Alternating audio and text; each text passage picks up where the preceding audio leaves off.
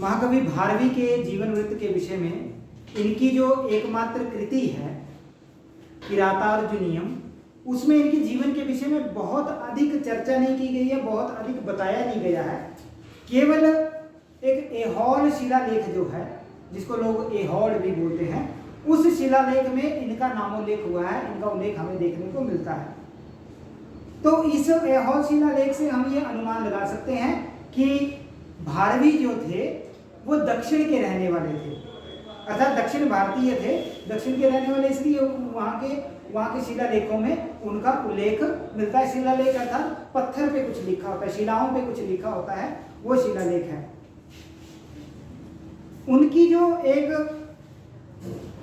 उनका एक वर्णन और जगह भी आया है, जैसे दंडी ने अपनी कृति अवंती सुंदरी के आरंभ में अपने पूर्वजों का विस्तार लिया, अपने पूर्वजों के वर्णन को विस्तृत रूप से दिखाया है और लिखा है कि दंडी से 4 पूर्व, चतुर्थ पूर्व जो पुरुष थे उनका नाम था दामोदर। दंडी से 4 पूर्व, ठीक है, परदादा या लकड़दादा जिसको बोल सकते हैं, वो कौन थे? दामोदर। और वो कहते हैं कि मेरे जो ये पूर्वज हैं, इन्होंने नासिक की भूमि छोड़कर, इन्होंने अपनी नासिक की भूमि छोड़ी और फिर ये दक्षिण प्रांत में रहने के लिए चले गए थे। अब अवंती सुंदरी कथा के जो संपादक हैं पंडित रामकृष्ण,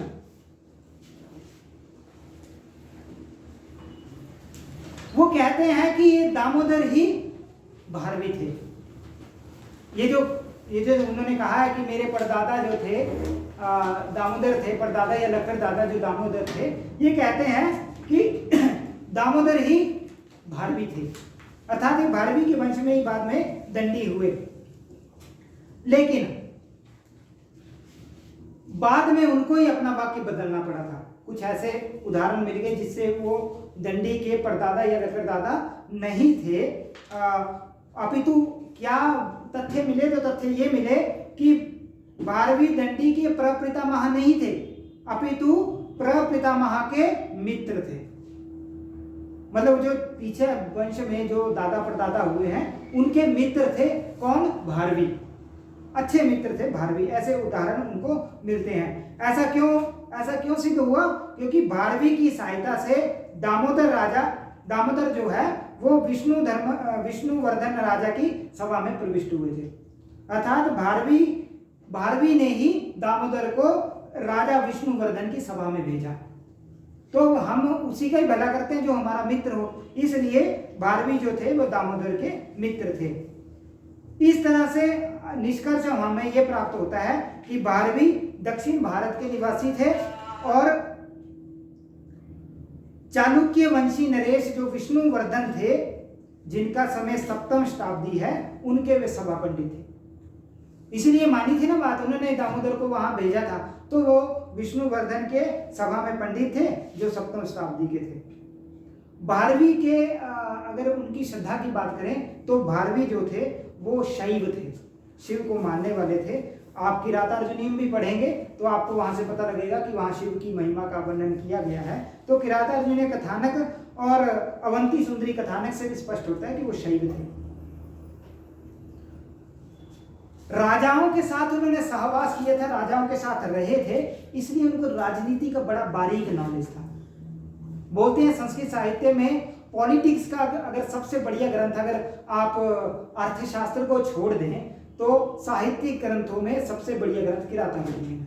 तो ये इसका कारण था क्योंकि वो राजाओं के साथ रहते थे, विष्णुवर्धन के साथ रहते थे। अब जब वातावरण की बात मैंने अभी की है कि वातावरण जो है वो हमें सिखाता है, तो यहाँ भी वातावरण जो है वो राजनीति का वातावरण जब मिला तो ये उस राजनीति को सीख पाए। और राजशेखर लिखते हैं कि कालिदास तथा भर्तृमेश की भांति भारवी भी उज्जैनी में परीक्षा दिए हुए थे, अर्थात जैसे कालिदास और भर्तृमेष्ट की परीक्षा उज्जैन में ली गई थी, वैसे भारवी की भी परीक्षा ली गई थी, जिसको उन्होंने उत्तीर्ण कर दिया गया था।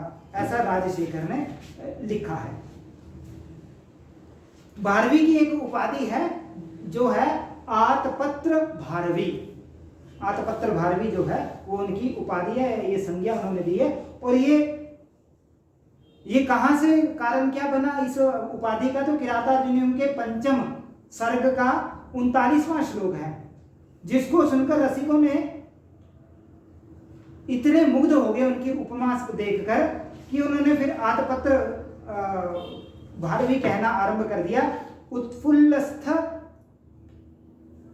उत्पुल्लस्थल नलिनी वनाद मुष्माद भूत सरसिज संभव परागः वात्याभिर्वियति विवर्तितः समन्तादाधत्ते कनकम आयात पत्र लक्ष्मीम, जिसका अर्थ है कि स्थल कमलों के वन में वन खिले हैं, उनसे पीत राग जो है वो झड़ रहा है, पराग जो है वो झड़ रहा है। जब वन खिलते हैं ना, आजकल भी आप देखेंगे आपके आंगन में सड़कों में पराग होता है, आप झाड़ू देते हैं तो सुबह पराग आपके झाड़ू में आता हुआ, तो वन जब खिल जाते हैं ना, मार्च अप्रैल मई में जब वन खिलते हैं तो उनसे पराग जो है वो झरने लगता है।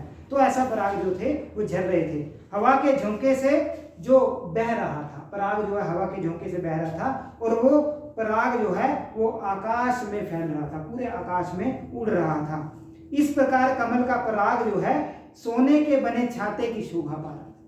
उपमा किससे दे दी, ऐसा लग रहा था कि पूरा आकाश जो है उसमें सोने का छत्र, आतपत्र शब्द प्रयोग किया है। तो यहीं से उन्होंने बोला कि आज से इनका नाम आतपत्र है। तो आतपत्र भारवी जो है उनका नाम पड़ा। आकाश में फैला हुआ पराग सोने के पीले छाते के समान लग रहा है।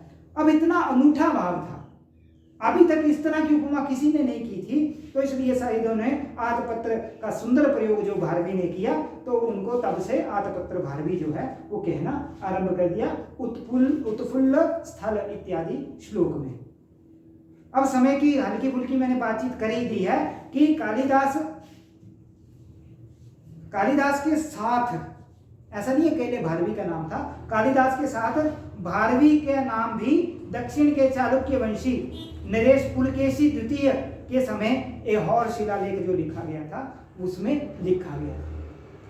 कालिदास के साथ उनका नाम भी हमें प्राप्त होता है। ये और क्या लिखा था, ये ना योजी नवेश्म स्थिर मर्थ विधौ विवेकिना जिन्वेश्म स विजयताम रवि कीर्ति कविताश्रित कालिदास भारवी कीर्ति, कालिदास भारवी कीर्ति। ये ऐहोर शिलालेख में लिखा है। शिलालेख बड़े ऑथेंटिक तथ्य होते हैं इतिहास को बताने के लिए, तो इसलिए इस शिलालेख में भारवी का नाम आया है। और ये शिलालेख दक्षिण क्षेत्र में बीजापुर जिले के ऐहोर नामक गांव में एक जैन मंदिर में मिला था।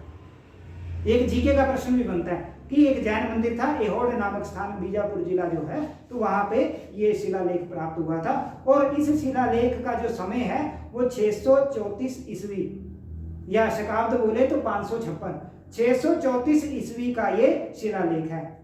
और शिलालेख की प्रशस्ति जो है वो किसने लिखी थी, तो पुलकेशी हैं, उनके आश्रित रवि कीर्ति जो हैं, वो जैन कवि थे, उन्होंने ये जो प्रशस्ति है वो लिखी थी। इसके बाद प्रशस्ति के अंत में रवि कीर्ति अपने को कविता निर्माण करने में, और रवि कीर्ति लिख रहे हैं तो वो कह रहे हैं कि मैंने जो कविता लिखी है उसमें किन लोगों का मुझे आशीर्वाद प्राप्त हुआ, किन लोगों का यश मुझे देखने को मिलता है, तो वो है कालिदास और वो है भारवी। ठीक है जी।